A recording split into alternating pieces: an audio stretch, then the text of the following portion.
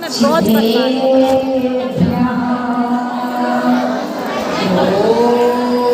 इतनी जोर नमः सिद्धेभ्यः जय श्री ओम नमः सिद्धेभ्यः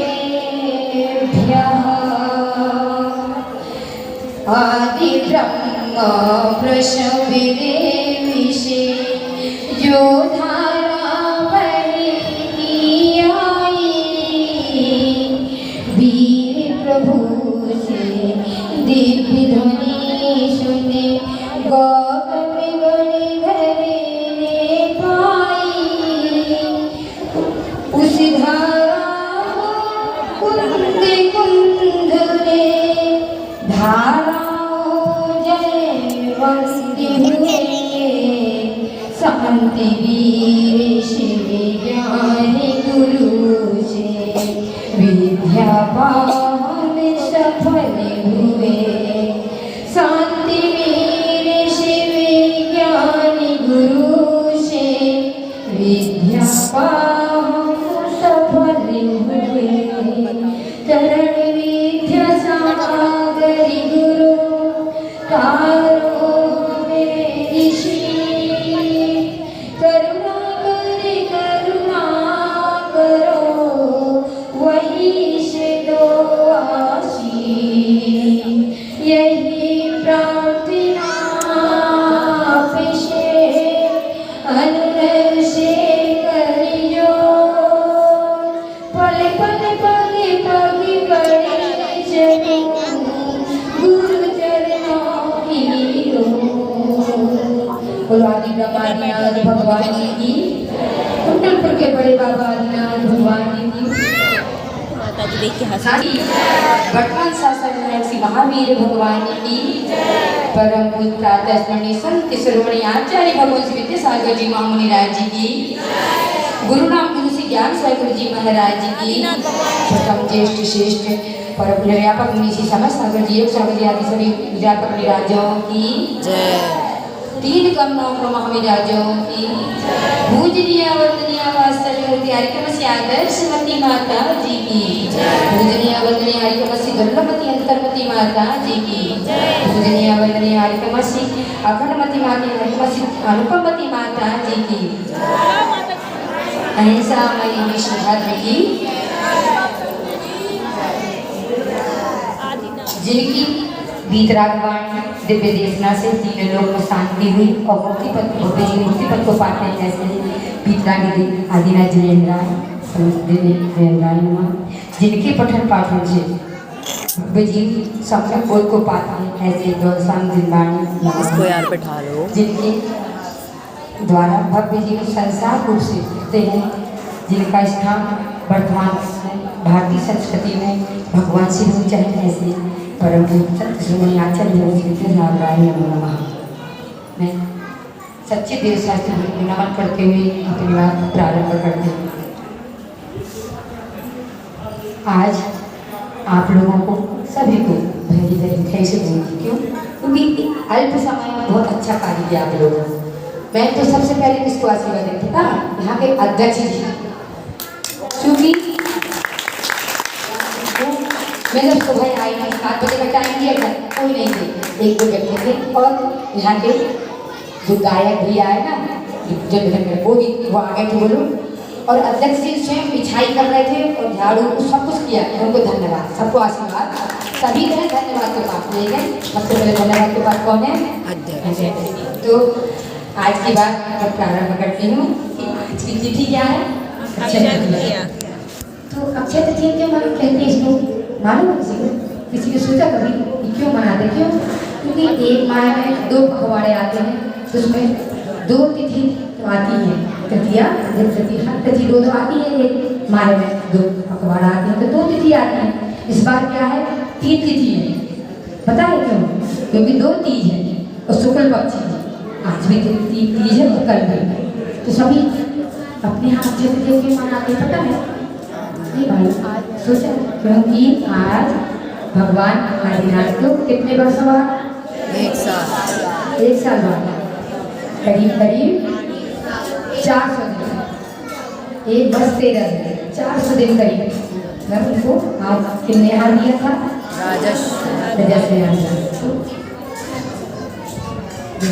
आदिनाथ भगवान के कितने कल्याण के लिए सभी तो भगवान आदिनाथ का जन्म तब तो देवों ने ठाट बाट से मनाया और दीक्षा भी मनाया बहुत अच्छे से।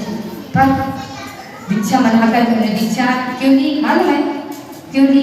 क्योंकि हम सबको तारने के लिए और मोक्ष मार्ग को सस्त करने के लिए प्रभु जी लोग तो दीक्षा के लिए निमित्त कौन बना मतलब बैरागी के लिए सभी को पता है सबके साथ पड़े होंगे और हर बार मनाते होंगे तो नीलांजना क्यों? क्योंकि 83 वर्ष घर में निकल गए थे तो इंद्र को चिंता हुई कि भगवान जी को एक ही पूर्व को बचा है तो भगवान धर्म की प्रभावित करना है इसलिए एक नीलांजना मतलब उनका जन्म दिवस मना रहे थे उसमें उन्हें नीलांजना का व्रत रख दिया। नीलांजना कहाँ की थी? अप्सरा थी। कहाँ की? देववती। तो दूसरी नीलांजना आ गई थी अल्प मृत्यु अल्प आयु वाली रखी क्योंकि मरण हो गया इसलिए दूसरी नीलांजना आ गई। तो बैराग हो गया, बैराग होने के बाद दीक्षा ले ली। दीक्षा के बाद तुरंत 6 महीने ध्यान में बैठ गए। तुरंत तीर्थंकर कोई भी हो तुरंत दीक्षा दूसरे दिन हाथ नहीं लेते बेला अथवा तेला या तो सबसे प्रथम तीर्थंकर ने कितने 6 माह तक ध्यान किया उपवास किए। ध्यान करने बैठे तो उपास ही करेंगे ध्यान करने बैठे तो अगर भगवान जी बोल देते या बोलते कभी भी दीक्षा के बाद तीर्थंकर बोलते नहीं यदि बोलते तो 4000 राजा जो मुनि बन गए थे ना उनके पार्टी वो उनकी कहानी बाद में आती जो बताएंगे। हम इतना ही कहते हैं कि आज की तिथि बहुत महत्वपूर्ण है कि नहीं?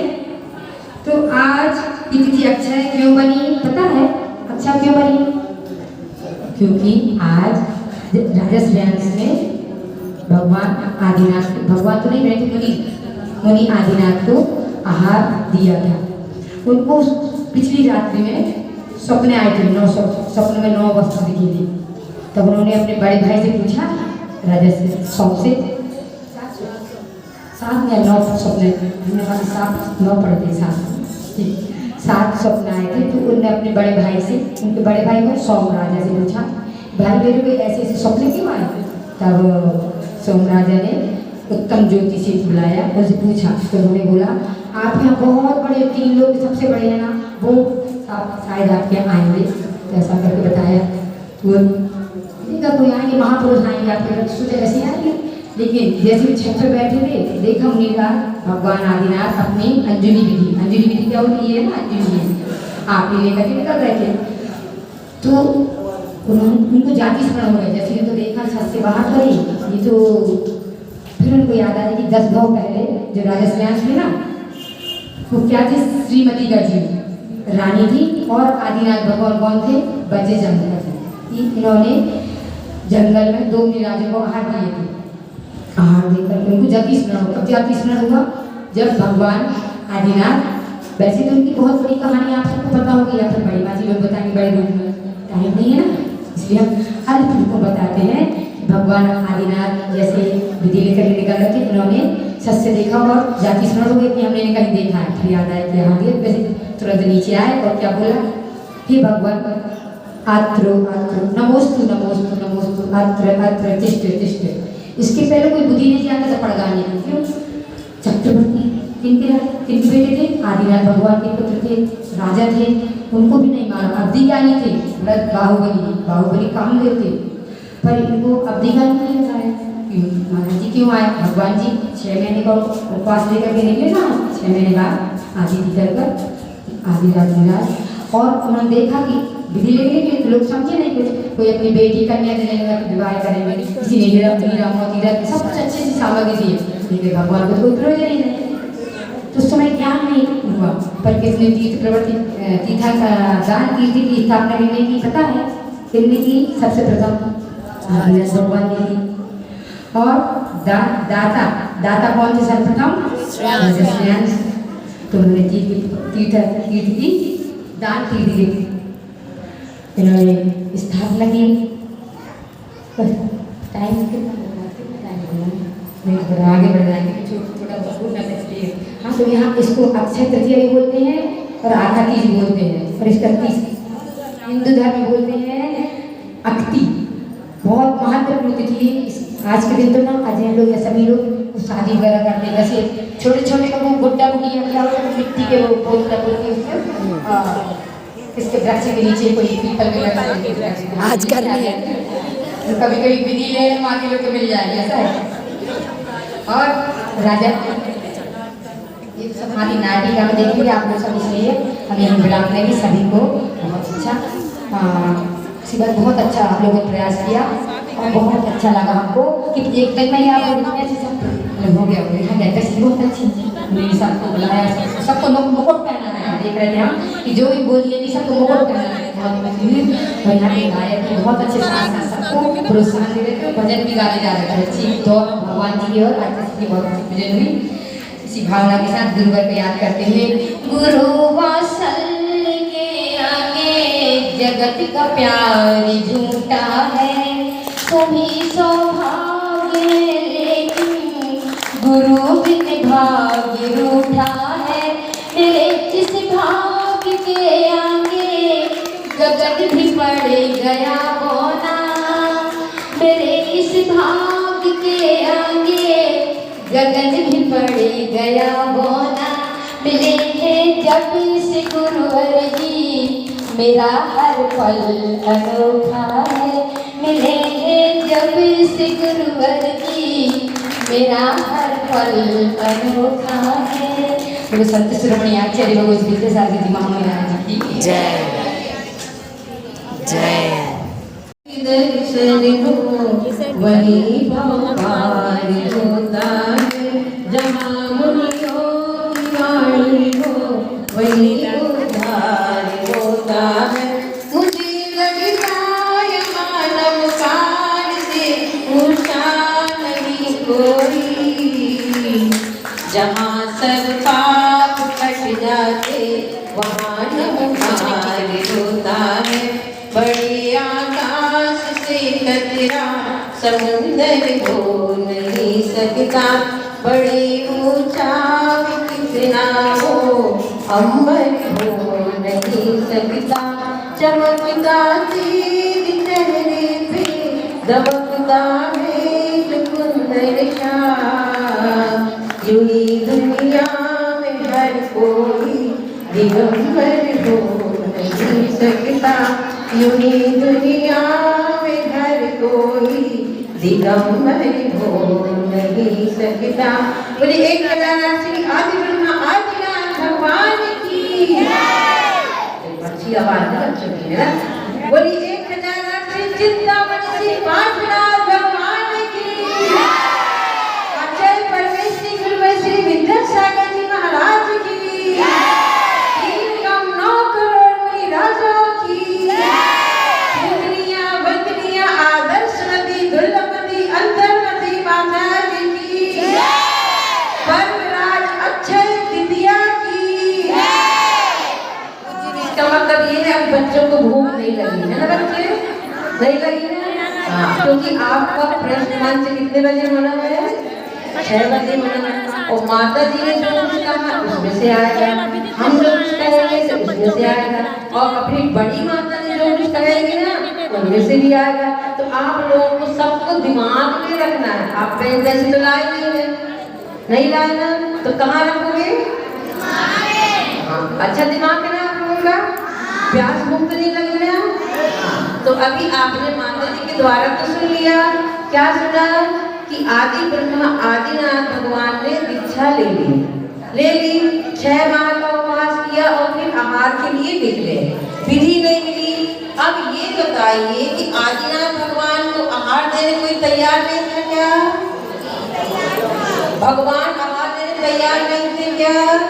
थे, लेकिन क्यों नहीं मिला? क्योंकि नौदा भक्ति और विधि नहीं मिली। साधु आपके यहाँ आहार करने का किस लिए आते हैं? मात्र 2 नियम रहते हैं उनके, एक तो नौदा भक्ति, दूसरा विधि पूर्वक आहार देना। आए समझ? जो बच्चे लोग बात कर रहे हैं, क्यों बच्चे? फिर हम प्रश्न मंच में क्या बताओगे आप? सबको ध्यान से सुनना। तो विधि क्या होती है? अपने महावीर भगवान की हथकड़ी होती, जंजीर होती, लेकिन भगवान महावीर स्वामी ने 13 नियम लिए थे। तो उसमें क्या किया था कि उसके हाथ में जंजीर हो, हथकड़ी हो और कारागृह हो, है ना। इस प्रकार और भी बहुत नियम थे उनके। 3 दिन की भूखी हो और मुझे देख कर के वह उसके आंख में हर्ष के आंसू हो। ऐसा नहीं कि रोने नहीं लगे, हर्ष के आंसू हो और मेरी प्रतीक्षा कर रही हो, यानी मुझे पड़गाहन करने का भाव भी कर रहे हो। क्योंकि पड़गाहन करने का भाव, एक चौका भी लगा लो, आप कहेंगे हम तो चौका के अंदर है, हम पड़गाहन करने के लिए नहीं जा रहे हैं, तो ऐसा भी नहीं। पड़गाहन करने के भाव भी होना चाहिए और नौदा भक्ति पूर्वक। आप लोगों ने इसमें से कितने भी याद कर लिए होंगे, ध्यान रखना, आपको शाम को पूछे जाएंगे 13 में से, पूरे तो नहीं पूछे जाएंगे, लेकिन कुछ भी जाए। तो इस प्रकार भगवान महावीर स्वामी ने जब आहारचर्या के लिए निकले थे तब 13 प्रकार के नियम लिए थे। अपने आदि युग में शांति सागर महाराज जी, आचार्य शांति सागर महाराज जी निकले हुए हैं, उन्होंने भी नियम लिया। कौन सा नियम लिया था? एक नियम ये लिया था कि एक, बच्चों को पकड़ो, एक नियम ये लिया था कि जो पड़गाहन करने खड़े हो उनके दरवाजे पर हीरे जवाहरात पड़े हो। अब सोचो कितना कठिन नियम है। हाथ पहने हो हीरे जवाहरात हो तो अलग बात है, लेकिन क्या नियम लिया?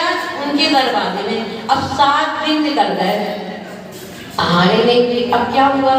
तो वहां पर एक सेठानी थी, महाराज जी मंदिर जाने लगे थे, तो सबने कहा महाराज जी एक बार और आप चलिए। तो 7 दिन के भूखे प्यासे मीरा एक बार राउंड लगा रहे थे, तो जैसे कहा सेठानी से आप पड़गाहन करो, तो पड़गाहन वो हार पहनी थी, हीरे जवाहरात का हार पहनी थी। तो जैसे उसने पड़गाहन के लिए लोटा उठाया ना, तो लोटे से उसका हार टूट गया, और टूट गया महाराज जी आकर के खड़े हो गए। तो इस प्रकार ये विधि मुनिराज लेकर के निकलते हैं। तो आदि ब्रह्मा आदिनाथ भगवान भी विधि लेकर के निकले थे, नौदा भक्ति, लेकिन उस समय कोई जानता ही नहीं था। 3 प्रकार के पात्र होते हैं, कौन कौन से? उत्तम, मध्यम और जघन। उत्तम पात्र कौन होता है? थाली। आप यहाँ पे बच्चों को बाहर करो, प्रवचन में डिस्टर्ब नहीं करना, आप उठ के चली जाएगी। तो पहला पात्र कौन है? उत्तम। उसमें कौन है? मुनिराज और आर्य का उत्तम पात्र है। मध्यम पात्र पहली प्रतिमा से लेकर 11वीं प्रतिमा तक के, और जघन पात्र अविरत सम्यक दृष्टि। सभी पात्रों को मुख्य, सभी दानों में मुख्य दान कौन सा है? 4 प्रकार के दान होते हैं, आहार दान, औषध दान, अभय दान और ज्ञान दान। मुख्य क्या है? दान में मुख्य दान कौन सा है? सभी दानों का अपने आप में बहुत महत्व है। आहार दान का भी है, औषध दान का भी है, अभय दान का भी है और ज्ञान दान का भी है। लेकिन जिस समय जिसकी आवश्यकता होती है, अब 10 बजे है, आर्यगांव महाराज जियों का आहार का समय हो रहा, आप कहेंगे आप महाराज जी, माता जी आप शास्त्र दान दीजिए, उचित है क्या? उस समय आपको क्या देना है? उस समय आपको आहार दान देना है। यदि स्वास्थ्य ठीक नहीं है तो आपको क्या करना है? औषधि दान। आहार में ही औषधि दान देना है। तो आहार में ही 4 प्रकार के दान गर्भित हो जाते हैं, क्योंकि आहार दान हो गया तो उनकी समाई भी अच्छी से होगी, तो शरीर की रक्षा भी हो गई। ज्ञान दान, वो पढ़ेंगे तो ज्ञान दान हो गया, और अभय दान शरीर को हो गया। तो 4 औषध दान, आहार में ही आप औषध चला देंगे तो औषध दान, तो आहार दान में ही 4 प्रकार के दान गर्भित हो जाते हैं। किसी ने कहा है कि भूख ना लगने पर भोजन करना विकृति है। भूख ना लगने पर भोजन करना विकृति है, भूख लगने पर भोजन करना प्रकृति है। और आपको आखिरी शब्द सुनना है, भूख ना लगने पर भोजन करना विकृति है, भूख लगने पर भोजन करना प्रकृति है, और साधु संतों को आहार करके स्वयं आहार करना ये भारतीय संस्कृति। प्रकार की 4 प्रकार की बता दिए हैं। और आज दान का बहुत महत्व है, सभी जानते हैं। आज के दिन आपके घर से कुछ ना कुछ तो दान जाना ही चाहिए। आज के दिन दान, दिया हुआ दान 7 पीढ़ी तक आपके परिवार में कोई भूखा नहीं रहेगा। अक्षय तृतीया का दिन है, ये अक्षय होता है अक्षीण।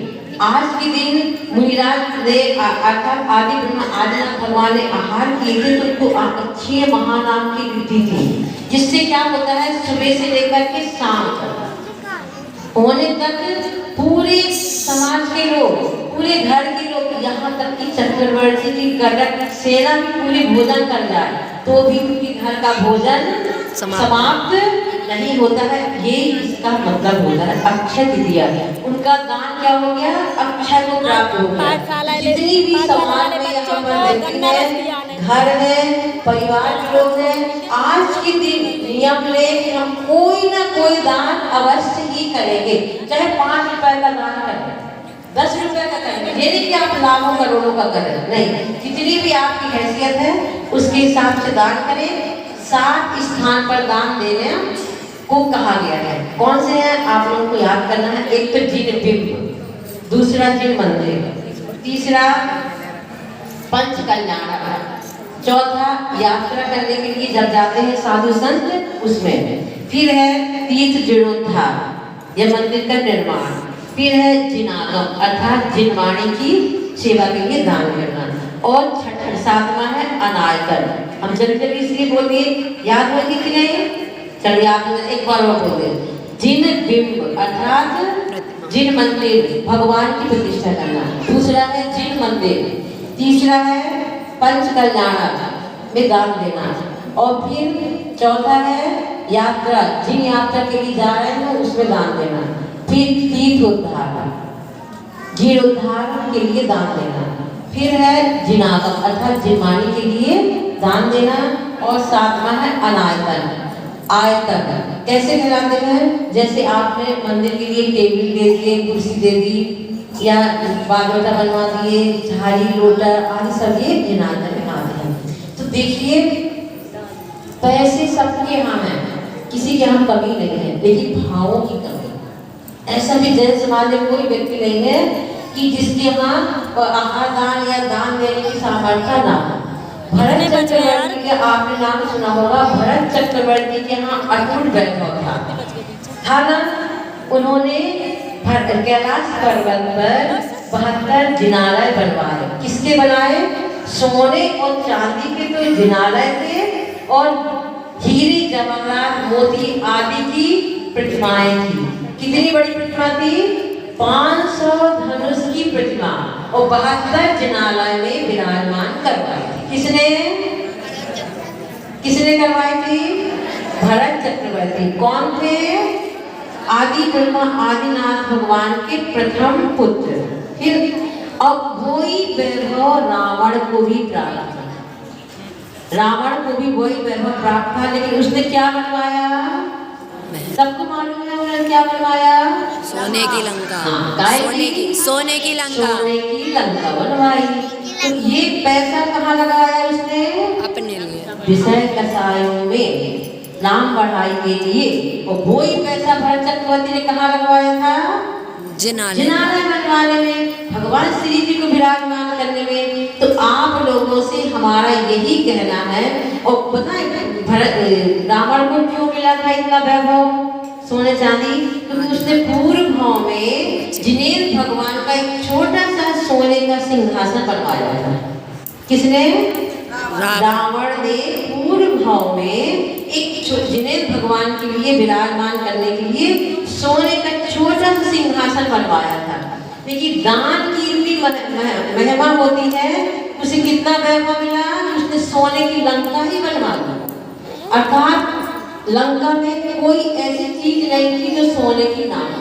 खिड़की, दरवाजे, घर, मकान, बस पहनने ओढ़ने खाने के बस नहीं होगी, बाकी जो भी फैसिलिटी सब पूरी क्या थी, सोने की थी।